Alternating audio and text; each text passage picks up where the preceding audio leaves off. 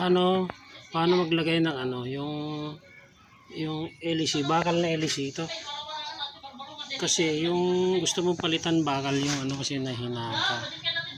So make sure lang na yung ano nyo, yung electric fan nyo malakas ang motor pag naglagay kayo ng bakal na LEC, kasi minsan bakal na LEC mabigat, kailangan nyo ng malakas na motor.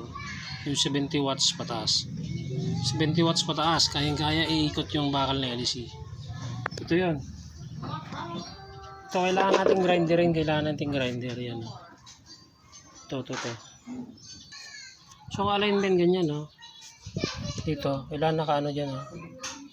Pag umikot, dito yun, nakatapat dito. Yan. Tapos ang sign ito, yung gatla, yan. Diyan kayo mag-grinder sa tabi. Yan, nilagay ko na. Ito, katabi ng gatla, yan, katabi niya. So kung gusto yung maglagay ng silak dun sa ano, sa may gatla, pwede rin. Tapos maglagay kayo ng ano dito. Ito, tubo. Tapos i-ano nyo, yung spacer, ay yung bushing. Spacer pala na walang ano, fan, cooling fan. Pwede. Tapos maglayo ng fan lock.